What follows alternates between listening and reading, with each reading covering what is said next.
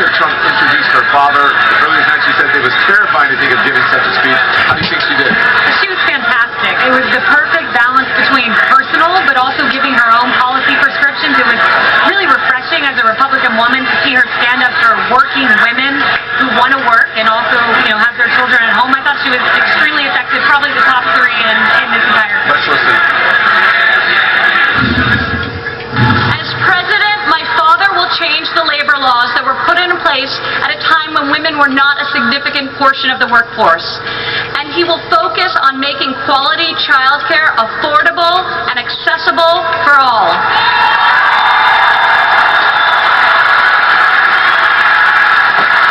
As a mother myself of 3 young children, I know how hard it is to work while raising a family.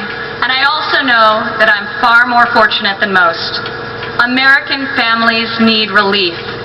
Policies that allow women with children to thrive should not be novelties, they should be the norm. Politicians talk about wage equality, but my father has made it a practice at his company throughout his entire career. David Choi, how'd she do? She struck the right tone? Oh, I think she definitely struck the right tone. I think she should be on the road for Donald Trump in the battleground states, talking to young women, married women for the rest of the campaign. She's a really good advocate for him. It was sometimes unclear if she was at the Democratic convention or the Republican convention in her remarks. It's funny because she said, I'm not really a Republican or a Democrat, and there were some people in the crowd that went, like, I'm not a Democrat. Sounds like she knows her conscience. I mean, in that moment, if you didn't understand why conservatives have been wary of Donald Trump, it was very evident why some conservatives... She's a polar opposite of her brother, Don Jr. But when she said that she doesn't categorically belong in Republican or Democrat, she was also making a millennial play when saying that, and I thought that was a smart move for her to do as well.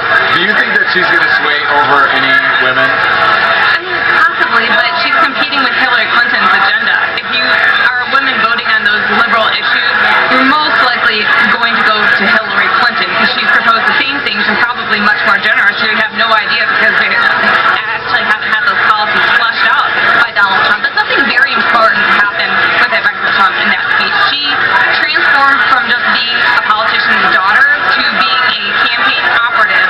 And now that she's on the stage proposing liberal policies,